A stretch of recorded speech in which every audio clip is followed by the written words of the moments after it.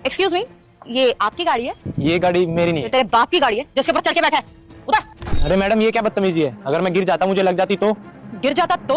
अबे इतनी गिरी हरकत कर रही है, तुझे गिरना ही चाहिए था। तेरी हिम्मत कैसे हुई मेरी गाड़ी के ऊपर चढ़ के बैठने की? तेरे को पता भी है कितनी महंगी गाड़ी है? मैडम मैं तो सिर्फ इस पे बैठा हुआ था, क्या बोली जा रही है आप? अच्छा, ये गाड़ी पब्लिक प्रॉपर्टी है कि कोई भी आके इसमें बैठ जाएगा?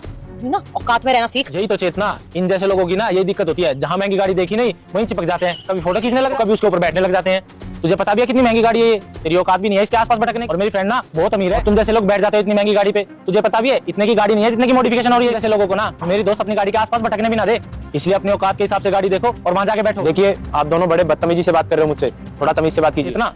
एक बार वहाँ देखना, इसने गाड़ी पे डेंट मार दिया है, इससे पूरा खर्चा लेना 25,000 रुपए। हाँ शिवम, तू सही कह रहा है। ये देख यहाँ पे कितना बड़ा डेंट पड़ गया है, सिर्फ तेरी वजह से। अब तुझे ना इसका खर्चा भरना पड़ेगा, कम 25,000 रुपए, क्योंकि इतनी महंगी गाड़ी है। कुछ भी ठीक कराने जाओ ना तो इतना खर्चा तो आता है। 25,000 रुपए निकाल चल। मैडम आप कौन से डेंट की बात कर रही हैं? मुझे तो कोई डेंट नहीं दिख रहा इस पे। लोग बोल रहे हैं कि यहाँ पे डेंट है, तेरी अकेले की मानी जाएगी? चुपचाप से पैसे भर इसके। देखिए मैडम मेरी वजह से कोई डेंट नहीं आया और मुझे तो इस पे कोई डेंट दिखाई भी नहीं दे रहा। आप पता नहीं क्यों मुझ पे ब्लेम लगाई जा रही हो। जब कोई डेंट आया ही नहीं तो मैं पैसे क्यों दूं?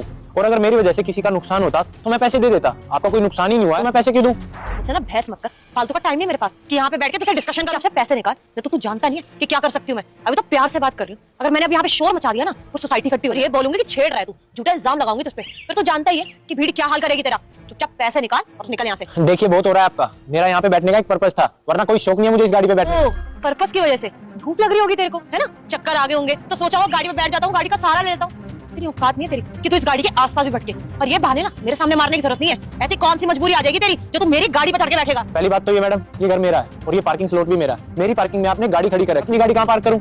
और आप कितनी देर से बोले जा रहे हो कि ये गाड़ी मेरी है, ये गाड़ी मेरी है? आपके दोनों शीशे खुले हैं, आपको वो नहीं दिखाई दे रहा? मुझे इग्नोर मत करना, तुम्हारी माँ की कसम है। तुम इस वीडियो को लाइक करके चैनल को सब्सक्राइब करो, तुम्हारा हर काम सफल होगा। और कमेंट में मेरा नाम लिख देना। कौन है ये और किसकी गाड़ी है जो मेरे घर के सामने लगा दी? एक तो आपने मेरे पार्किंग स्लॉट में अपनी गाड़ी खड़ी कर रखी है, दूसरा आप मेरे पे ही ब्लेम लगा रहे हो। अरे अपने गाड़ी का शीशा तो देखते। अरे मेरे को कोई फर्क नहीं पड़ता अगर आपकी गाड़ी चोरी हो जाती तो। अरे इंसानियत के नाते बैठा था, कहीं आपकी गाड़ी ना चोरी हो, उल्टा मुझ पे ही ब्लेम कर रहे हो।